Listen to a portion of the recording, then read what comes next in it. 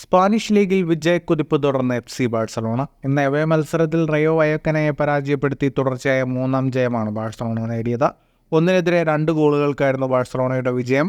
സമ്മറിൽ ടീമിലെത്തിയ Dani Olmo അരങ്ങേറ്റത്തിൽ ബാഴ്സലോണയ്ക്കായി ലക്ഷ്യം കണ്ടു. പെഡ്രിയാണ് മറ്റൊരു ഗോൾ നേടിയത്. മത്സരത്തിൽ ആദ്യം പിന്നിൽ പോയ ശേഷം ബാഴ്സലോണ തിരിച്ചു വരികയായിരുന്നു. മത്സരത്തിന് 9ാം മിനിറ്റിൽ ഉനായ് ലോപ്പസിന്റെ ഗോളിൽ റയോ ലീഡെടുത്തു. ഈ ലീഡ് ആദ്യ പകുതിയിൽ റയോ ഡിഫെൻഡ് ചെയ്തു. 2ാം പകുതിയിൽ ഫെറാൻ ടോറസിനെ മാറ്റി ഡാനി ഓൾമയെ ബാഴ്സ കളത്തിലിറക്കി. 60ാം മിനിറ്റിൽ ബാഴ്സ മത്സരത്തിലൊപ്പമെത്തി.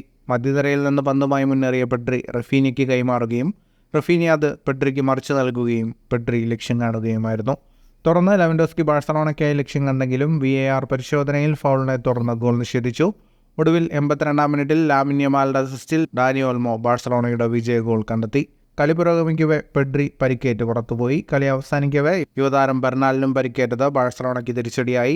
ബാഴ്സലോണ അരങ്ങേറ്റത്തിൽ മികച്ച പ്രകടനം പുറത്തെടുത്ത ഡാനി ഓൾമോയാണ് കളിയിലെ താരം. മത്സരത്തിന് കണക്കുകളിലേക്ക് വന്നാൽ 65% ബോൾ പൊസിഷൻ ബാഴ്സലോണയ്ക്കായിരുന്നു. 22ഓളം ഷോട്ടുകളാണ് ബാഴ്സലോണ തൊടുത്തത്. 5 ഷോട്ട് ഓൺ ടാർഗറ്റ്. 529 പാസുകൾ 83% കൃത്യതയോടെ ബാഴ്സലോണ പൂർത്തിയാക്കി. 8 ഷോട്ടുകളാണ് റയോ വയക്കാന തൊടുത്തത്. 4 ഷോട്ട് ഓൺ ടാർഗറ്റ്. ജയത്തോടെ 3 കളികളിൽ 9 പോയിന്റുമായി ബാഴ്സലോണ ലീഗിൽ ഒന്നാമതെത്തി. ഓഗസ്റ്റ് 31 വയഡോൾട്ടിനെതിരായാണ് ബാഴ്സയുടെ അടുത്ത ലീഗ് മത്സരം. ഫുട്ബോൾ ലോകത്തെ കൂടുതൽ വാർത്തകൾക്കും വിശേഷങ്ങൾക്കുമായി സ്പോർട്സ് കഫേ ഇപ്പോൾ തന്നെ സബ്സ്ക്രൈബ് ചെയ്യുക.